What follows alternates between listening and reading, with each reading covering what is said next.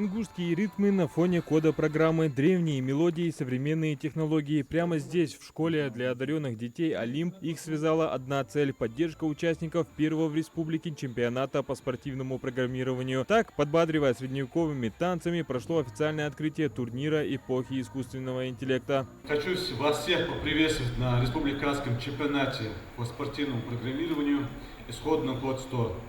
Отрадно то, что данное мероприятие приурочено к столетию нашей ингушской государственности. Состязание собрало около 150 самых ярких умов республики. Это 30 команд, в которые вошли школьники, студенты с вузов и вузов, возрастной ценз от 14 лет. И вот кульминационный момент начала чемпионата.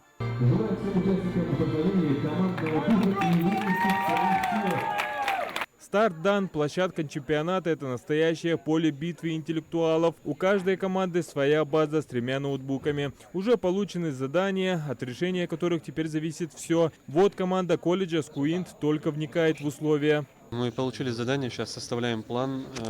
Надеюсь, найдем правильный путь решения задания этого.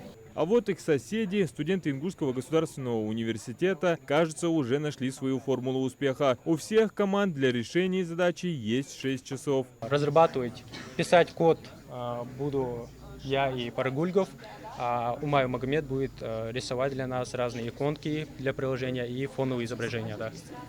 Мы уже все сделали. А главная цель такого мероприятия не просто выявить лучших, это возможность создать в регионе пул будущих IT-специалистов, которые будут работать на благо родной республики. Спортивное программирование – это строгий регламент, ограниченное время, мощнейшее интеллектуальное напряжение и бескомпромиссная борьба. Это настоящий марафон для мозга, где побеждает самый быстрый, находчивый и хладнокровный. Здесь именно принимают участие уже спортсмены, то есть спортсмены, которые могут получить какой-то разряд, какой-то класс, например, мастера получить или кандидата. То есть они уже как полноценные спортсмены участвуют. Победители будут определять эксперты, все команды получили одинаковые задания. В данном случае им предстоит создать MVP-программу для облегчения организации мероприятий, включая построение дорожной карты. И хотя формат этих соревнований отличается от традиционных спортивных дисциплин, спортивное программирование официально признается видом спорта. Здесь есть свои чемпионы, своя особая подготовка и своя цифровая, но оттого не менее зрелищная борьба. Я думаю, в ближайшем будущем у нас будут чемпионы. Я ни грамм не сомневаюсь, у нас талантливая молодежь. Я думаю, сегодня чемпионат республики, это будет первый толчок. Это, я думаю, будет развитие спорта, именно программирования республики.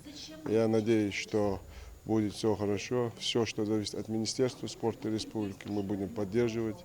6 часов напряженной работы, тишина, прерываемая лишь стуком клавиш и шепотом обсуждений. Здесь и сейчас рождаются не просто строки кода, а будущее цифровой Ингушетии. Соревнования были организованы при поддержке Федерации по спортивному программированию России. Команда-победитель сможет уже представить наш регион в Москве на всероссийском чемпионате по спортивному программированию. Адам Гулоев, Султан Магушков, Магаз 24.